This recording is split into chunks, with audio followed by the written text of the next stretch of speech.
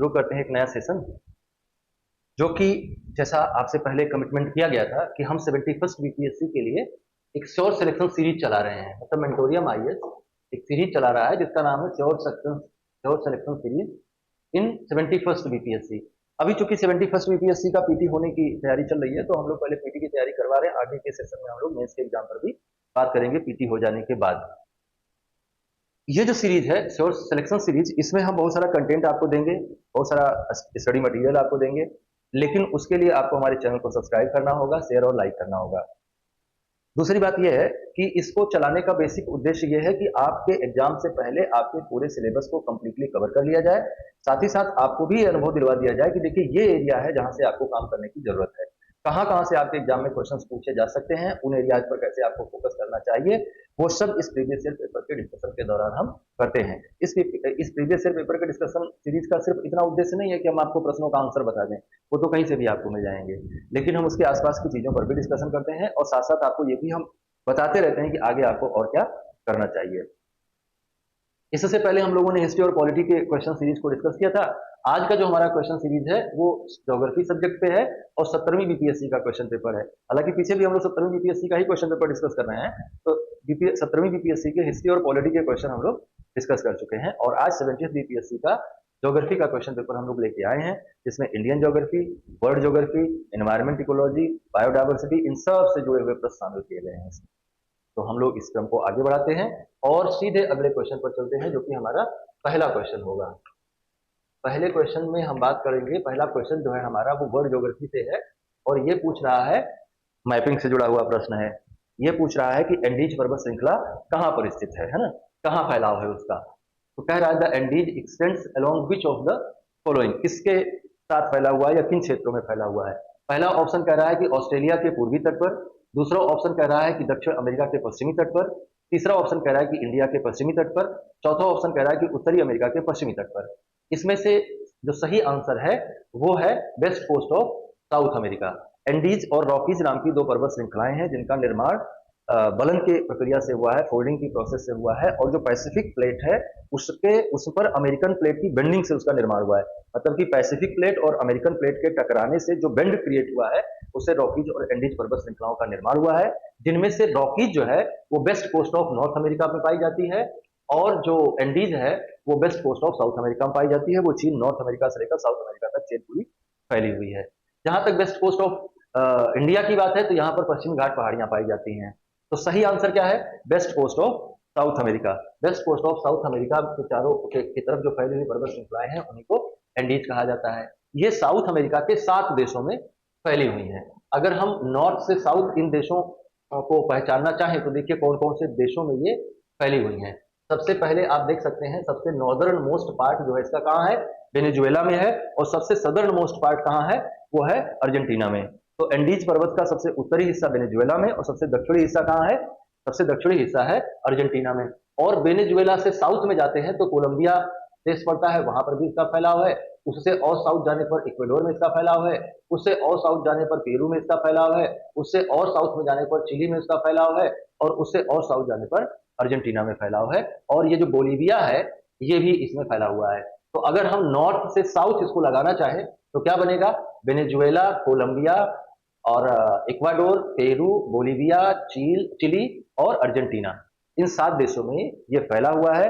और south America के पश्चिमी तट पर यह बैरियर के रूप में काम करता है, जिससे यहाँ की जलवायु, जैव विविधता और मानवीय अधिवासों को बहुत लाभ मिलता है।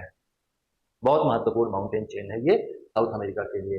अब हम चलते हैं अगले प्रश्न पर, जो कि है हमारा प्रश्न संख्या 2। ये भी वर्ल्ड हिस्ट्री पे है और वर्ल्ड हिस्ट्री में मिनरल डिस्ट्रीब्यूशन पे है। ब्राजील का एक प्रांत है मिनास गैरस, उससे जुड़ा हुआ ये क्वेश्चन है। मिनास गैरस किस चीज के उत्खनन के लिए फेमस है, ये प्रश्न कह रहा है कि which of the following minerals occurs in the Minas Gerais province of Brazil. तो आपके पास ऑप्शंस कई सारे हैं। ऑप्शन में है माइका, कोल, बॉक्साइट, आयरन ओर, लेकिन सही आंसर क्या है, सही आंसर है आयरन ओर। और मिनास गैरिस जो है ये बहुत वर्ल्ड फेमस साइट है अपने लोहे के उत्खनन के लिए, और इसके कारण से ब्राजील पूरी दुनिया में लोहे के अयस्क के निर्यातक देशों में, बड़े निर्यातक देशों में गिना जाता है। जरा इसकी लोकेशन को देखते हैं मैप में कैसे दिखाई देता है। ये देखिए, ये ब्राजील का मैप है और ब्राजील के इस मैप में ये जो हिस्सा है ये मिनास गैरिस है। और मिनास गैरिस जो है हमने बताया कि लोहे के उत्खनन के लिए, लोहे के आयरन आयरन ओर के उत्खनन के लिए बहुत फेमस है और पूरी दुनिया में इसके लिए जाना जाता है। ब्राजील और किस चीज के लिए जाना जाता है? ब्राजील की राजधानी ब्राजीलिया है और ये बहुत बेहतरीन कॉफी का प्रोडक्शन करता है और बहुत भारी संख्या में कॉफी का निर्यात करता है। और ये साओ पाउलो रॉक है, इसको साओ पाउलो रॉक कहा जाता है, जो ये प्रायद्वीपीय आकार में जो फैला हुआ है इसे साओ पाउलो रॉक कहा जाता है। और ये साओ पाउलो रॉक है, ये दुनिया में सबसे बड़ा कॉफी पोर्ट है, ऐसा कहा जाता है कि यहाँ से कॉफी का निर्यात बहुत ज्यादा होता है। फजेंडा नाम के वन पाए जाते हैं जहां से कॉफी को उगाया जाता है और पूरी दुनिया के देशों में ले जाकर बेचा जाता है। पूरी दुनिया की सबसे बेहतरीन कॉफी जो है वो बिल्ली की टट्टी से निकाली जाती है। बिल्ली पहले उसको खा लेती है, फिर पचाती नहीं है और सीधे बाहर निकाल देती है, फिर उसके लिए उसकी जो लैट्रिन है उसको धुला जाता है, उस बीज को निकाला जाता है, प्रोसेस करके आपके पास लाया जाता है। आप बहुत चाव से उसको पीते हैं, बिल्ली की पॉटी की कॉफी है। अब हम चलते हैं क्वेश्चन नंबर 3 पर। क्वेश्चन नंबर 3 भी हमारा वर्ल्ड ज्योग्राफी से जुड़ा हुआ है, विश्व भूगोल से जुड़ा हुआ है और ये भी मैपिंग से। वर्ल्ड ज्योग्राफी से जितने क्वेश्चन आते हैं उनमें ज्यादातर जो है मैपिंग से जुड़े हुए होते हैं। तो ये पूछ रहा है कि निम्नलिखित में से कौन सा शहर सीन नदी के किनारे पर स्थित है, और आपको ऑप्शन क्या क्या दे रहा है? लिस्बन, बुडापेस्ट, पेरिस और बेलग्रेड। ये यूरोप के शहर हैं, लेकिन इनमें से सीन नदी के किनारे पेरिस शहर बसा हुआ है, जो कि फ्रांस का एक शहर है और फ्रांस में बहने वाली एक महत्वपूर्ण नदी है सीन। जरा इसको मैप पे भी देख लेते हैं कि कैसी दिख रही है, कहाँ पेरिस है और कहाँ ये नदी बह रही है ना। तो ये फ्रांस है और ये सीन नदी का एरिया दिखाया जा रहा है और इसी के तट पर पेरिस शहर यहाँ पर बसा हुआ है। ये पेरिस शहर की लोकेशन है जो कि सीन नदी के तट पर बसा हुआ है। Many of Paris iconic landmarks such as Notre Dame cathedral and Louvre and the Eiffel tower are located near the visible from the Seine. Seine नदी की बहुत छोटा सा देश है फ्रांस, जहाँ पे आपको ये सारी चीजें, पेरिस और छोटा सा शहर है तो आपको वहां वो सारी चीजें दिखाई देंगी, ऐसा ये कह रहा है। यहाँ हमने बताया कि बाकी शहरों की स्थिति क्या है, तो उनमें से जो लिस्बन शहर है, लिस्बन कैपिटल है पुर्तगाल की और ये बसा हुआ है टैगस नदी के तट पर। बुडापेस्ट बसा हुआ है डेन्यूब नदी के तट पर और बेलग्रेड जो है ये कन्फ्लुएंस ऑफ डेन्यूब एंड सावा रिवर, सावा और डेन्यूब नदी के संगम पर बसा हुआ है। तो ये आप जानते रहिए। तो 3 क्वेश्चन शुरुआत के हमने कहां से लिए? वर्ल्ड ज्योग्राफी से लिए और तीनों ही क्वेश्चन मैपिंग से जुड़े हुए थे। चौथा क्वेश्चन भी मैपिंग से ही जुड़ा हुआ है, लेकिन ये वर्ल्ड ज्योग्राफी का नहीं है बल्कि इंडियन ज्योग्राफी का है और ये पूछ रहा है कि जोजिला सुरंग निम्नलिखित में से किन स्थानों को जोड़ती है। उस समय ये चर्चा में थी इसलिए भी पूछी गई।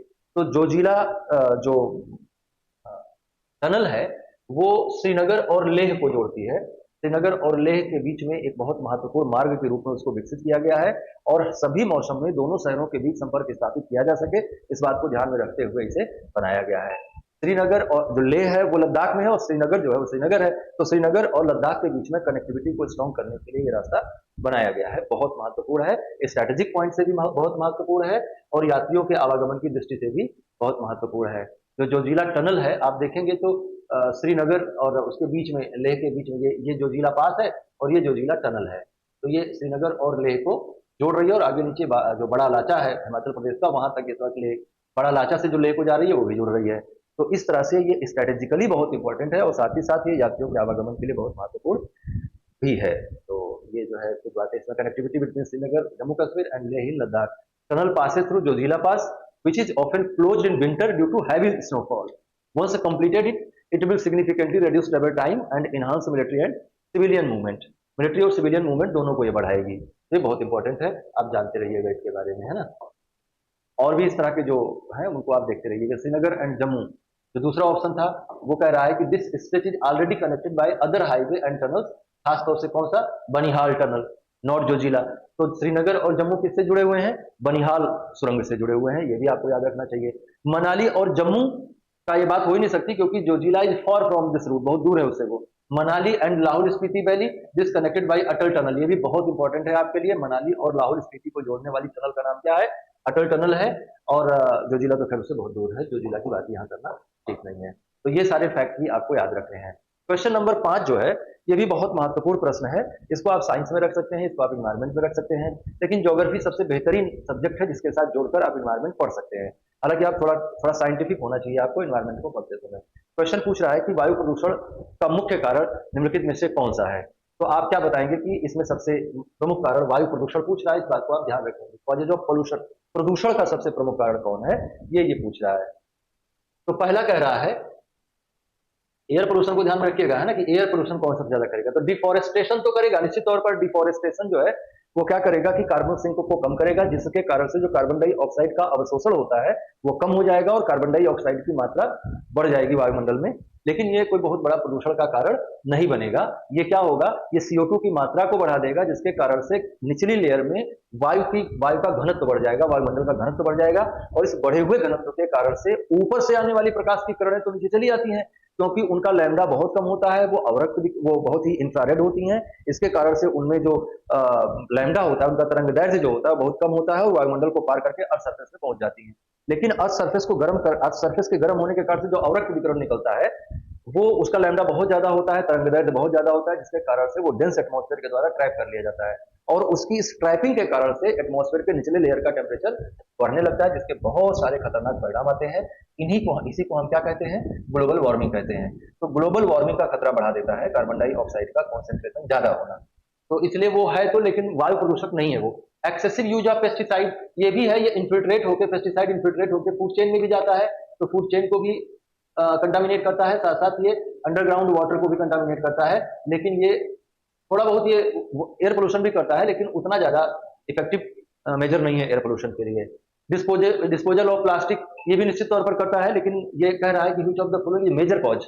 तो मेजर कॉज क्या है, बर्निंग ऑफ फॉसिल फ्यूल, ये सबसे बड़ा कारण है। क्योंकि जब हम फॉसिल फ्यूल को बर्न करते हैं तो दो चीजें होती हैं। अगर हम कंप्लीट बर्निंग करते हैं तो कार्बन के एक मॉलिक्यूल के साथ ऑक्सीजन के दो मॉलिक्यूल जोड़कर कार्बन डाइऑक्साइड बनाते हैं। लेकिन जब हम इसको इंटरनल बर्निंग करते हैं तो कार्बन का एक मॉलिक्यूल ऑक्सीजन के एक मॉलिक्यूल के साथ मिलकर एक बहुत जहरीली गैस बनाता है, जिसे हम कार्बन मोनोऑक्साइड कहते हैं।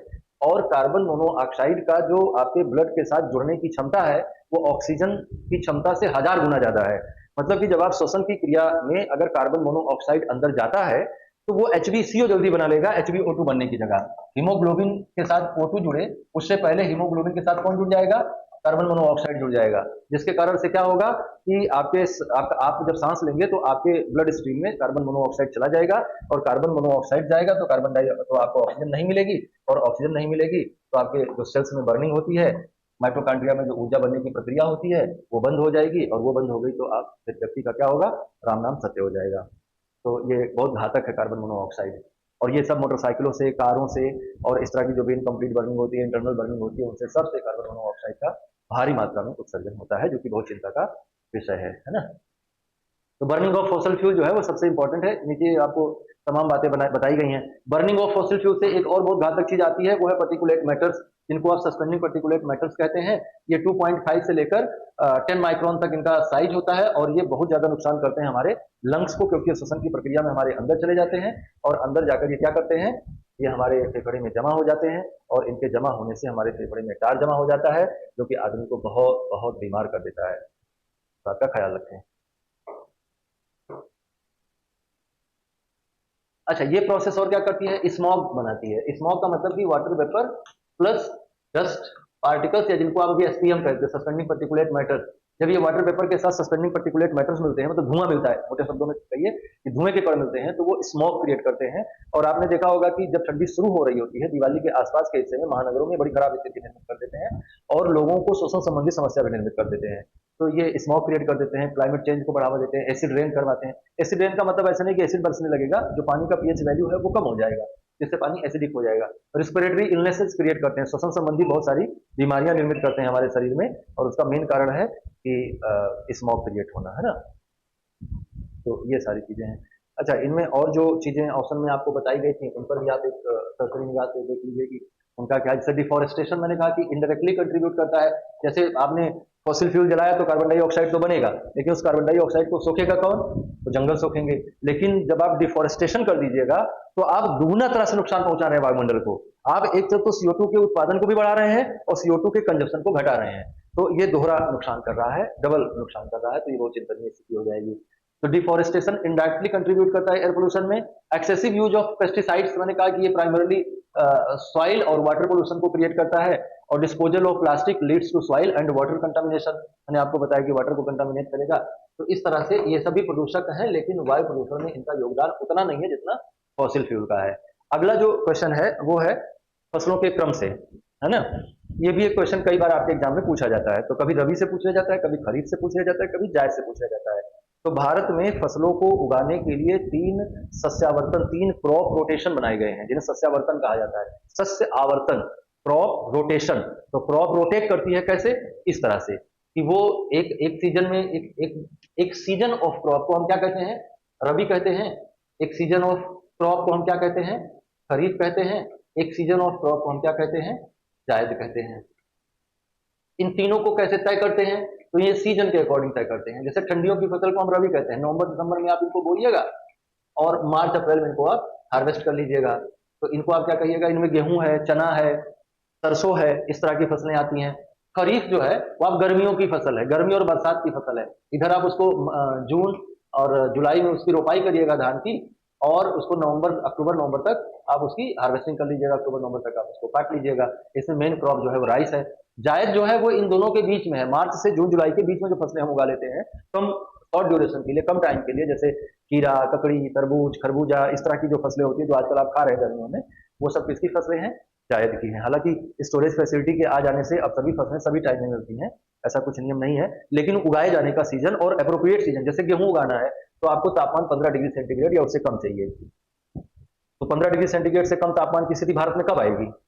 तो वही आएगी नवंबर से लेकर मार्च के बीच में, 15 डिग्री उसके आसपास टेम्परेचर रहेगा, और उन्हीं हिस्सों में गेहूं उगेगा जहां इस तरह का टेम्परेचर कंडीशन पाया जाएगा। तो इसलिए वो सीजन वाइज हमने क्रॉप को रोटेशन बना रखा है। तो विच ऑफ द फॉलोइंग इज जायद क्रॉप? तो जायद में ना तो चना उगता है, ना कॉटन उगता है, ना मस्टर्ड उगता है। मस्टर्ड हमने बताया रबी की फसल है, कॉटन खरीफ की फसल है, चना भी रबी की फसल है, और ये जो है फॉडर मतलब चारे जो होते हैं उनको उगाते हैं इस दौरान, चाहे वो आदमी का चारा हो चाहे वो जानवरों का चारा हो, है ना। आदमी भी चारा खाता है नहीं, कुछ आदमी है वो भी चारा खा जाते हैं। तो आप इस फिराक में मत रहिएगा, इस सोच में मत रहिएगा कि जानवर ही चारा खाता है, कभी कभी आदमी भी खा लेता है। तो ऐसे आदमियों से बच के रहिए जो चारा खाते हो। तो इसमें बताया गया है कि जायद क्राप कौन है ना, कब बोई जाती है, वो हमने पीछे आपको समझा दिया। और fodder crop watermelon, musk melon, cucumber, bitter gourd, ridge gourd, तो रही होती रिच गॉर्ड है ना। बिटर गार्ड आप जानते करेला होता है, आपका बहुत अच्छा दोस्त होता है करेला, आपको बहुत सारी बीमारियों से बचाता है। लेकिन वो जितना अच्छा आपका दोस्त होता है उतने ही अच्छे आप उसके दुश्मन होते हैं। करेला का सब्जी जो है मेहमानों को भगाने में काम आती है नहीं। अगला जो है बिहार के ज्योग्राफी से जुड़ा हुआ क्वेश्चन है, बिहार की ज्योग्राफी में मैपिंग से जुड़ा हुआ क्वेश्चन है। ये पूछ रहा है कि Munger hilly region is part of which of the following physiographic region? जो मुंगेर का पहाड़ी क्षेत्र है वो निम्नलिखित में से किस भौगोलिक क्षेत्र का भाग है? ऐसा ये प्रश्न पूछ रहा है। आपके सामने ऑप्शंस हैं ये। पहला है सोमेश्वर हिल रीजन, जो कि कतई नहीं हो सकता क्योंकि ये सबसे north most part of the Bihar है। ये जो है चंपारण, पूर्वी चंपारण के क्षेत्रों में फैला हुआ एकदम पश्चिमोत्तर सीमा पर बिहार के स्थित है, जिसे हम सोमेश्वर हिली रेंज कहते हैं। साउथ बिहार प्लेन प्लेन है, उसका हिस्सा नहीं है, बल्कि ये साउथ बिहार का जो हिली रीजन है उसका हिस्सा, नॉर्थ बिहार प्लेन का हिस्सा हो नहीं सकता। तो ये साउथ हिली रीजन का पार्ट है मुंगेर। अगर मुंगेर डिस्ट्रिक्ट की लोकेशन आपको याद है तो आप इस आंसर को सही से सॉल्व कर ले जाएंगे। नहीं याद है तो लीजिए हमारे साथ याद कर लीजिए कि साउथ बिहार में मुंगेर की लोकेशन क्या है। ये रहा मुंगेर, और ये जो है साउथ बिहार का ये जो पठारी हिस्सा है, और इसके ऊपर थोड़े हिली रीजन्स पाए जाते हैं, नालंदा से पुरानी सब हिस्सों में, है ना। तो ये हिली रीजन्स जो है, मतलब जो सदर्न बिहार है, वो इसके नीचे जाइएगा तो आपको छोटा नागपुर पठार मिलेगा, और छोटा नागपुर पठार के ही वो हिस्से जो मैदान के रूप में विकसित हो गए, उनमें जो अपरदित हिस्से खड़े रह गए, वो दक्षिणी बिहार की पर्वत श्रृंखला के नाम में जाने जाते हैं। हालांकि कोई बड़े पर्वत नहीं, छोटी छोटी पहाड़ियां हैं ये। और ये जो हिस्सा है, यही इतना हिस्सा सदर्न हिमालय का पार्ट है या लोअर हिमालय का पार्ट है। इतना ही पहाड़ी क्षेत्र है हिमालय में, बिहार में, बाकी वो हिमालय के तराई बेल्ट में आता है। तो सही आंसर क्या होगा कि वो सदर्न बिहार के जो हिली रीजन है उसमें आता है ये। क्वेश्चन नंबर 8 पे चलते हैं। ये भी बिहार से ही संबंधित है। नेशनल पार्क बनाया गया, हमने कहा ना कि हमने बायोडायवर्सिटी को भी इसमें शामिल कर रखा है, और बहुत महत्वपूर्ण है आपके लिए, क्योंकि आने वाले टाइम में जो बायोडायवर्सिटी से जुड़े हुए प्रश्न हैं इनको बहुत ज्यादा पूछे जाने की संभावना है। इन्वायरमेंट, इकोलॉजी, बायोडायवर्सिटी, ये बहुत बड़ा चैलेंज है। इसको मेंटेन करना, इकोलॉजी को मेंटेन करना, इन्वायरमेंट को बचाए रखना और बायोडायवर्सिटी को मेंटेन करना आज के डेट में मानवता के समक्ष सबसे बड़ी चुनौती है। इसलिए इस चुनौती को अटेंड करने के क्रम में ये आपसे उम्मीद की जाती है कि आप भी इनके बारे में जानते रहें। प्रश्न क्या कह रहा है? प्रश्न कह रहा है कि in which city of Bihar the recently inaugurated national dolphin research centre is located? हाल ही में उद्घाटित किए गए राष्ट्रीय डॉल्फिन अनुसंधान केंद्र बिहार के किस शहर में स्थित है? तो इसका आंसर होगा पटना। तो सही आंसर है पटना। इसके बारे में थोड़ी और जानकारी ले लीजिए। जो नेशनल डॉल्फिन रिसर्च सेंटर है, जो कि इंडिया का पहला डेडिकेटेड फैसिलिटी है जो कि इंडेंजर्ड गंगेटिक रीजन डॉल्फिन को सुरक्षित करने के लिए काम करता है। इंडेंजर्ड स्पेसीज में काउंट किया जाता है डॉल्फिन को सूस भी कहा जाता है। इंडेंजर्ड का मतलब कि लुप्त प्राय है, लुप्त प्राय का मतलब इज गोइंग टू लुप्त, गोइंग टू बी लुप्त, है ना। लुप्त प्राय का मतलब होता है कि लुप्त होने जा रहा है। तो इंडेंजर्ड स्पेसीज है, इसलिए इसका प्रोटेक्शन करना बहुत जरूरी है, क्योंकि बायोडायवर्सिटी सिर्फ बायोडायवर्सिटी नहीं है, बल्कि आपके चारों ओर एक सुरक्षा कवच है। और अगर वो सुरक्षा कवच में वल्नरेबिलिटी बढ़ेगी, सुभेद्यता बढ़ेगी, तो आपके आसपास बहुत खतरनाक चीजें भी आ जाएंगी और आप बहुत सारी बीमारियों से ग्रस्त हो जाएंगे। तो एनडीआरसी बनाया गया है, नेशनल डॉल्फिन रिसर्च सेंटर बनाया गया है इसके लिए, जिसमें 30 करोड़ रुपए लागत खर्च की गई है। स्थानीय मछुआरों को डॉल्फिन के अनुकूल प्रथाओं के लिए प्रशिक्षित किया जाए, डॉल्फिन के शिकार को रोका जाए, डॉल्फिन के लिए अनुकूल परिस्थितियां कैसे निर्मित की जाए, उनके प्रजनन क्षमता को कैसे बढ़ाकर उनकी संख्या बढ़ाई जाए, इन सारी चीजों पर ये विचार करता है। और ये जो एनडीआरसी है, ये पटना यूनिवर्सिटी के कैंपस से अपने आप को अपने अपने ऑपरेशन को अंजाम देता है। तो जैसे ये बहुत बुद्धिमान प्राणी होता है और बहुत भारी मात्रा में इसका व्यापार होता है, इसका शिकार होता है, तो उन सबको रोकने के लिए ये एक एक्शन प्लान बनाया गया है। अगला क्वेश्चन ज्योग्राफी से ही है, इसको आप साइंस में भी ले जा सकते थे, लेकिन इसकी क्रिया का प्रभाव ज्योग्राफी पे भी पड़ता है। तो कार्बनिक पदार्थों को टूटने की प्रक्रिया क्या कहते हैं? जब सूक्ष्म जीव जो है कार्बनिक पदार्थों को तोड़ते हैं, तो उस प्रक्रिया को हम क्या कहते हैं? उस प्रक्रिया को हम डिकम्पोजिशन कहते हैं, या उसको हम विघटन की क्रिया कहते हैं हिंदी में। डिकम्पोजिशन मतलब विघटन। इसको हम इसलिए ले आए क्योंकि आपको दो चीजें समझनी चाहिए, एक है कंपोजिशन और दूसरा है डिकम्पोजिशन। ऐसे ही पर जीवन चल रहा है, हमारा जीवन जो है वो ऐसे ही दो चीजों पर चल रहा है, कंपोजिशन और डिकम्पोजिशन पे। हम क्या करते हैं, हम या पौधे क्या करते हैं, हम तो उपभोक्ता हैं, एनर्जी बनाते नहीं है। हमारे शरीर में भी हरे हरे क्लोरोफिल निकल आए, पत्तियां वत्तियां निकल आए इधर उधर, तो हो सकता है कि हम लोग भी अपना खाना खुद से बना रहे हैं ना, अपने जीवन के लिए जो हमको आवश्यक कंटेंट चाहिए वो हम डेवलप कर पाए। लेकिन सामान्य प्रक्रिया क्या है? सामान्य प्रक्रिया है 6CO2 plus 6H2O equal to C6H12O6 plus O2। ये प्रक्रिया को हम फोटोसिंथेसिस कहते हैं, प्रोसेस ऑफ फोटोसिंथेसिस या प्रकाश संश्लेषण की क्रिया।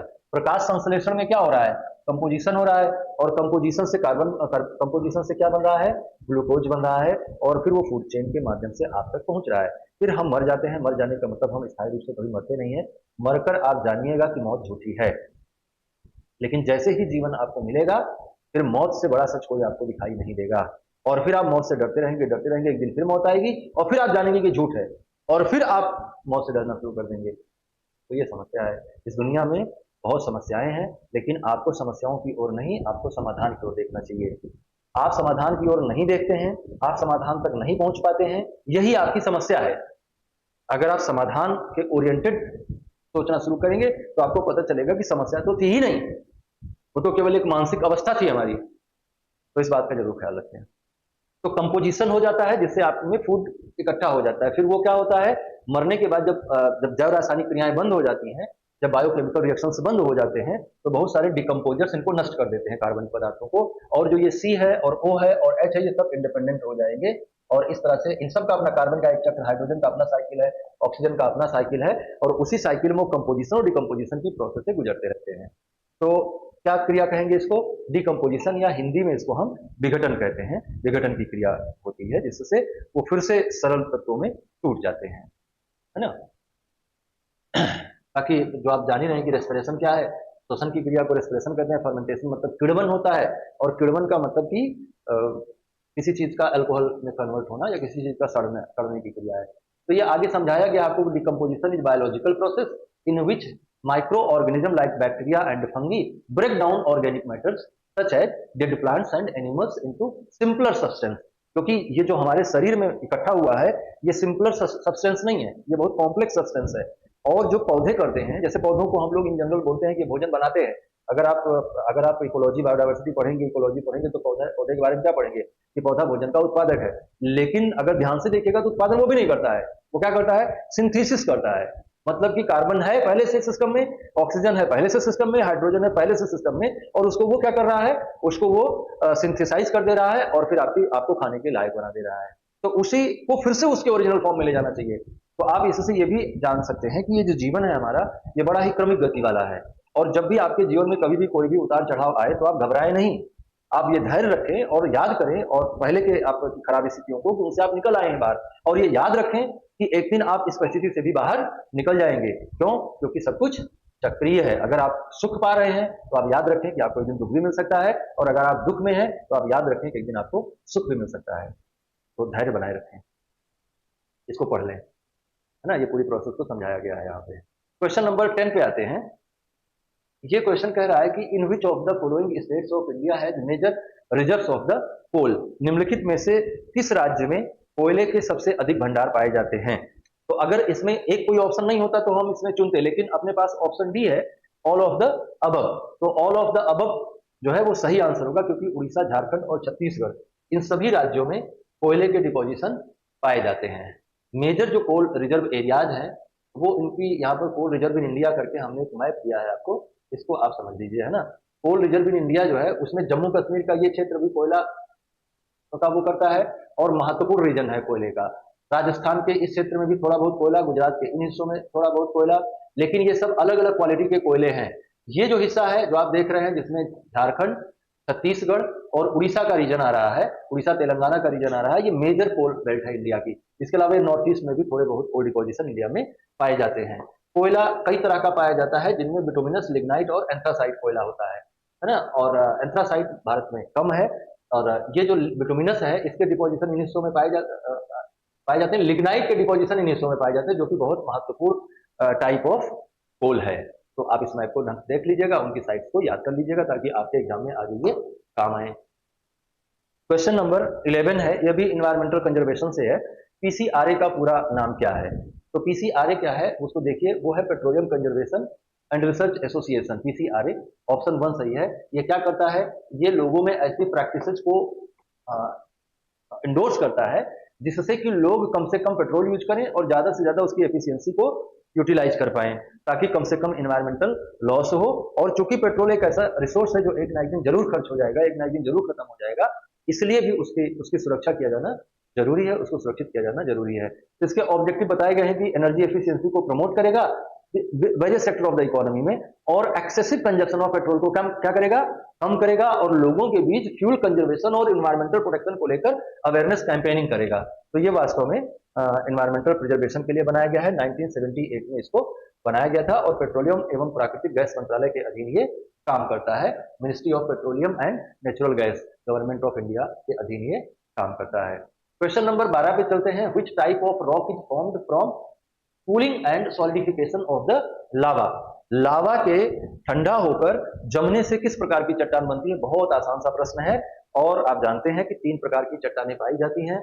एक को हम आग्नेय चट्टानें कहते हैं या इग्नियस रॉक कहते हैं, दूसरे को हम अवसादी चट्टानें या सेडिमेंट्री रॉक कहते हैं, और तीसरे को हम रूपांतरित या मेटामॉर्फिक कहते हैं। इनके नाम से ही आपको स्पष्ट हो रहा होगा।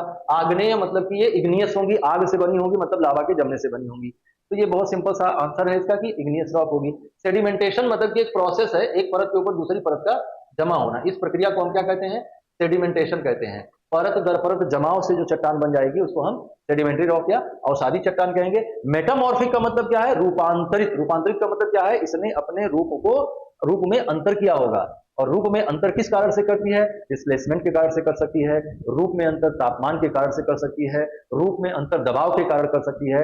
कई कारणों से, चूना पत्थर है वो संगमरमर बन जाएगा, है ना, जैसे सिल्ट है तो वो स्लेट बन जाएगा। तो इस तरह से दबाव के कारण से, ताप के कारण से, स्थान परिवर्तन के कारण से चट्टानें अपने स्वरूप में परिवर्तन कर लेती हैं, और इस तरह से परिवर्तित हुई चट्टानों को हम रूपांतरित चट्टानें कहते हैं।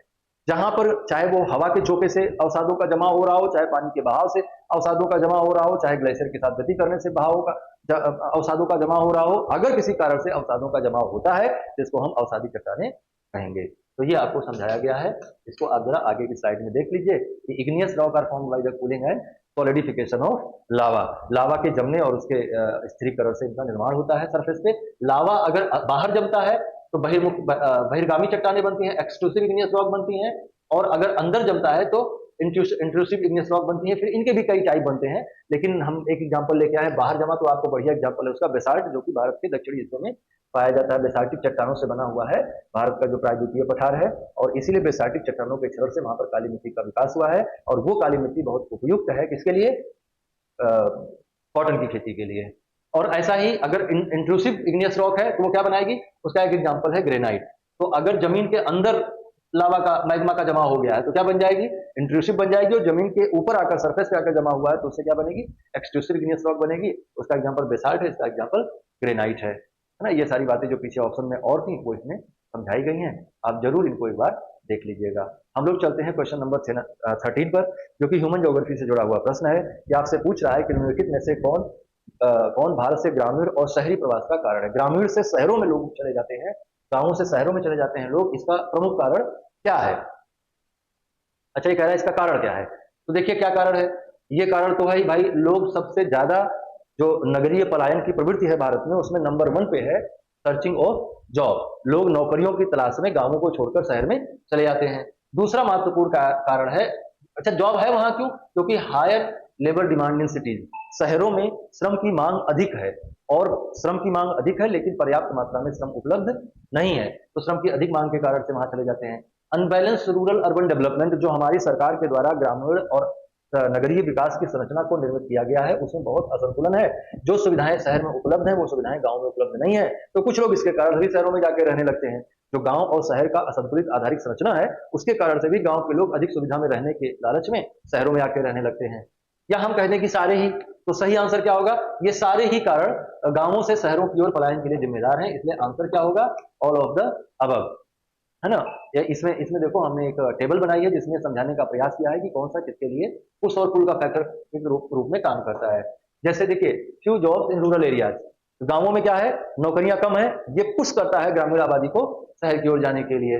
लिमिटेड नॉन फॉर्म एम्प्लॉयमेंट, खेती के अलावा दूसरे रोजगार के साधन ग्रामीण क्षेत्रों में कम पाए जाते हैं, जिसके कारण से जिनके पास पर्याप्त मात्रा में खेती नहीं है या जिनका मन खेती में नहीं लगता है, वो क्या होगा, शहरों की ओर भाग खड़े होंगे।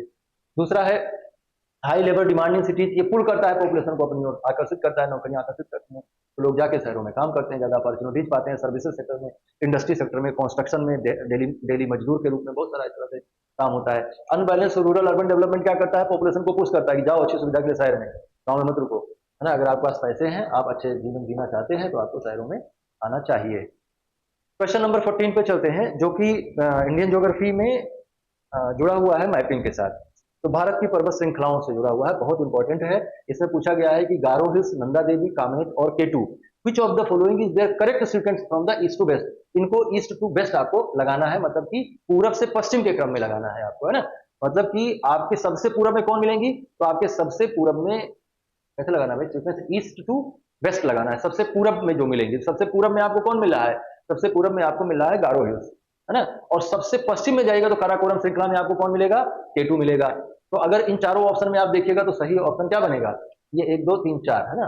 क्योंकि सबसे पूरब में आपको क्या मिल रहा है, मेघालय में जाइएगा तो गारो गारो मिलेगा, गारो के साथ खासी जयंतिया भी है, तो गारो मिलेगा, और फिर नंदा देवी, कामेत, और सबसे पश्चिम में जाइएगा तो काराकोरम सीरीज में आपको केटू, गॉडविन, ऑस्टिन मिलेगी।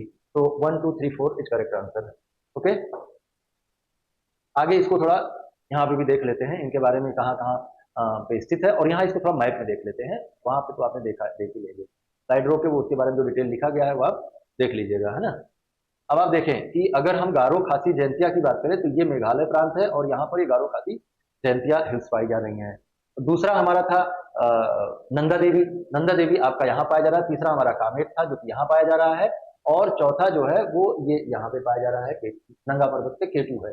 तो ये केटू, और इस तरह से आप जो है चारों का सीरीज देख सकते हैं।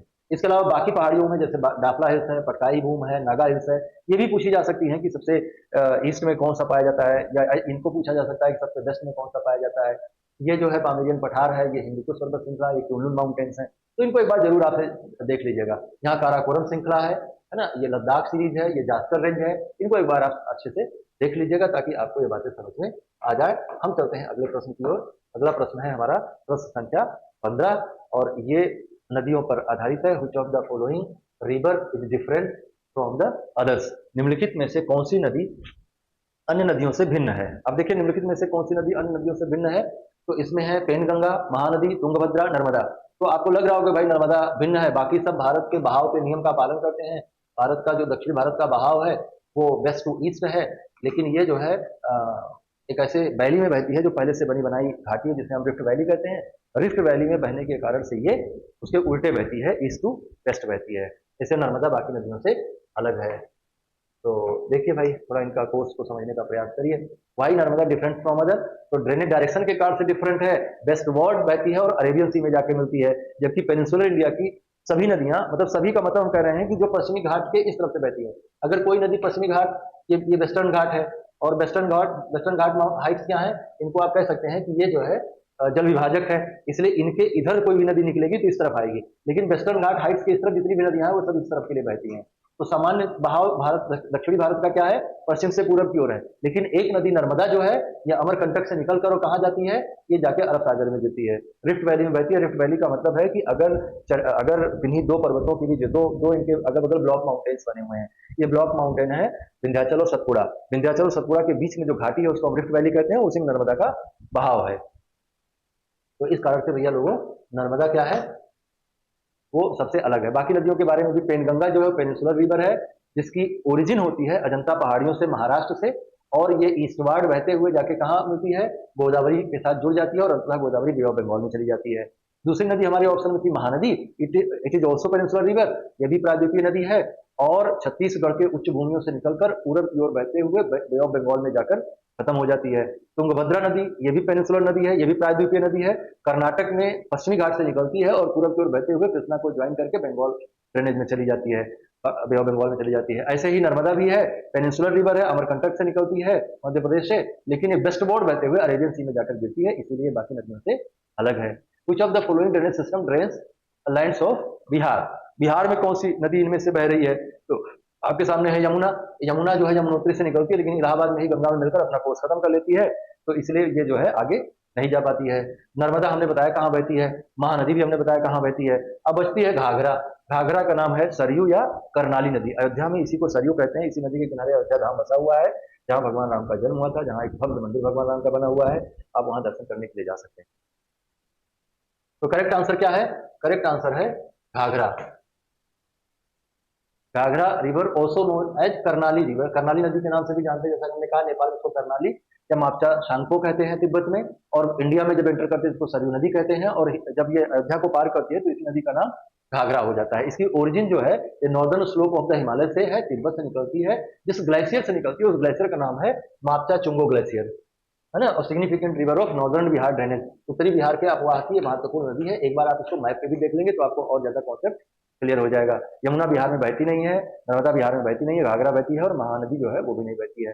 यहाँ देखिए बिहार की महत्वपूर्ण नदियों का एक चित्र आपके पास है, जिनमें से सबसे हमारे लिए जो महत्वपूर्ण नदी है, जो हमारे एग्जाम में पूछी गई थी अभी फिलहाल, वो घाघरा रिवर है। ये जो घाघरा नदी है, ये देखिए यहाँ पर बिहार और यूपी के बीच में बाउंड्री भी क्रिएट कर रही है सीवान जिले में, है ना। तो सीवान जिले से वो बिहार में एंटर करती है और फिर सारण में आके वो गंगा में मिल जाती है, ये गंगा रिवर है, और फिर देखिए सारण में आके गंगा में मिल जा रही है। इसके अलावा ये अगर अगर आपसे कोई पूछे कि बिहार में सबसे उत्तरी, सबसे पश्चिमी नदी कौन सी है, तो सबसे पश्चिमी नदी घाघरा है, और उसके साथ साथ ये नदी भी सबसे पश्चिमी नदी के रूप में आप देख सकते हैं, जो कि जिसका नाम की बूढ़ी गंडक है। उसके बगल में गंडक है, उसके बगल में बागमती है, फिर कमला है, फिर रिवर कोसी है, और ये महानंदा है। और नीचे से जो नदी आती है बहुत इंपॉर्टेंट है, वो है सोन नदी, ये भी आके पटना में मिल जाती है गंगा नदी में।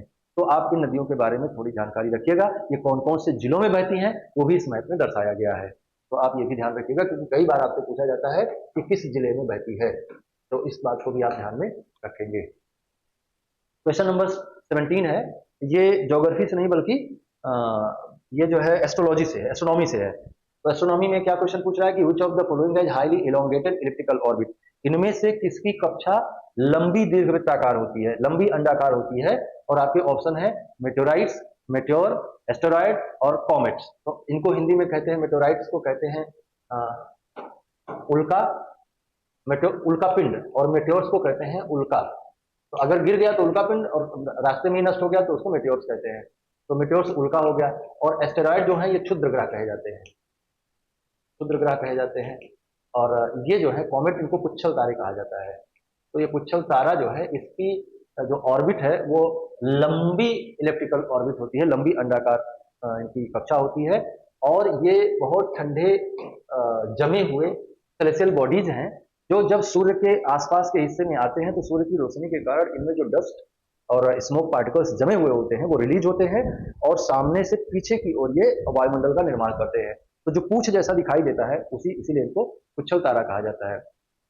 हाईली इलोंगेटेड इलिप्टिकल शेप की ऑर्बिट बनाते हैं, जैसे हेली कॉमेट है, ये 76 साल में एक बार सूर्य के सामने आता है, इतना बड़ा ऑर्बिट है उसका।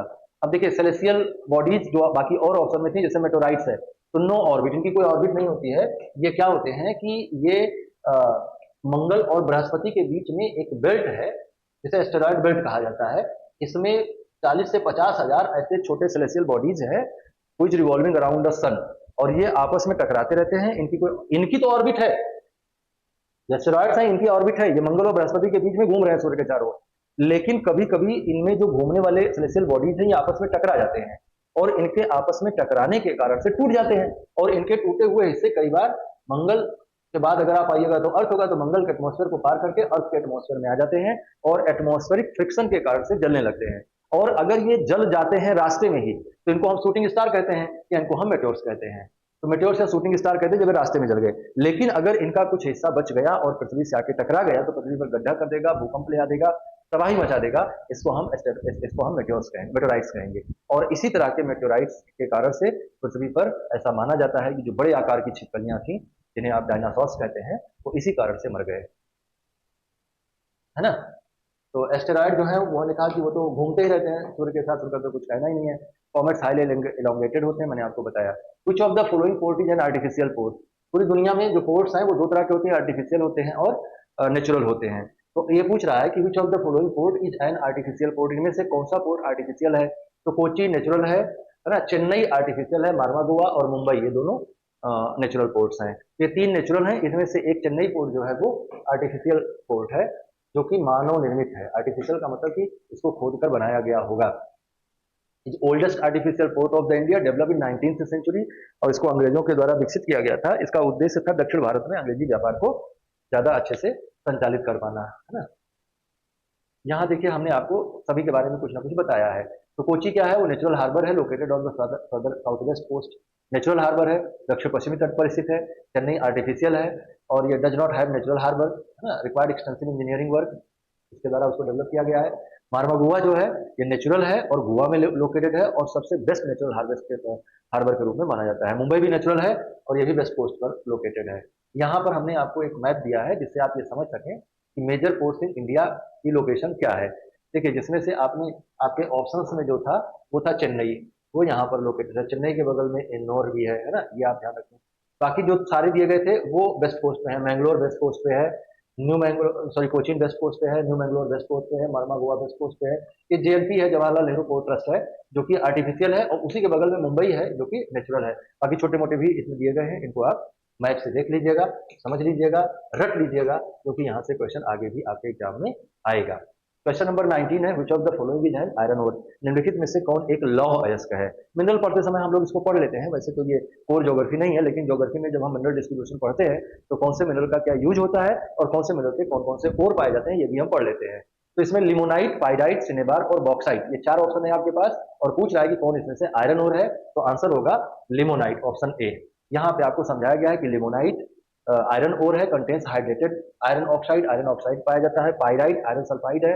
मरकरी ओर जो है, अच्छा ये आयरन सल्फाइड जो है, ये भी आपको ध्यान रखना चाहिए कि इसको मूर्खों का सोना कहा जाता है, फूड्स गोल्ड कहा जाता है, तो ये आप ध्यान रखिएगा। बाकी भी जो है वहां पे आपको टेबल में समझाए गए हैं, इनको जरूर देख लीजिएगा। और यहाँ हमने लोहे के प्रमुख उत्खनन क्षेत्रों का भी एक मैप आपको दिया है, इसको भी आप देख लीजिएगा। Which component of fertilizer is used for stimulating early growth purposes. तो इसमें तेजी से अगर हमें विकास चाहिए तो हमको क्या यूज करना चाहिए, फॉस्फोरस यूज करना चाहिए, ऐसा ये सजेशन में कह रहा है। तो फॉस्फोरस इज की कंपोनेंट ऑफ फर्टिलाइजर। तीन तरह के खाद आप यूज करते हैं, जिनको नाइट्रोजन, फास्फोरस और पोटेशियम कहते हैं। नाइट्रोजन, फास्फोरस, पोटेशियम का जो सही अनुपात है 4:2:1 होना चाहिए, हालांकि ऐसा है नहीं इंडिया में। तो फॉस्फोरस से पौधे जो है क्या करते हैं, अपना भोजन बनाते हैं और अपने विकास को सुनिश्चित करते हैं। ये आपको नीचे की टेबल में समझाया गया है। तो ये है 17वीं बीपीएससी में आए हुए geography, environment, ecology, biodiversity, Bihar geography और वर्ल्ड ज्योग्राफी, इनसे जुड़े हुए प्रश्नों को हम इकट्ठा करके लाए थे आपके लिए। ये हमने डिस्कशन किया। ये बहुत यूजफुल वीडियो रहा। इसको लाइक शेयर सब्सक्राइब करिए, बहुत ज़्यादा से ज़्यादा लोगों में इसको पहुंचाइए, ताकि हमें अपने काम के लिए प्रोत्साहन मिले और मैं और बेहतरीन तरीके से आपके सामने पेश हो सकूं और अच्छा काम कर सकूं। आपका सहयोग बहुत अपेक्षित है। आप जो सहयोग हमें दे रहे हैं उसके लिए आपका बहुत बहुत धन्यवाद। नमस्कार।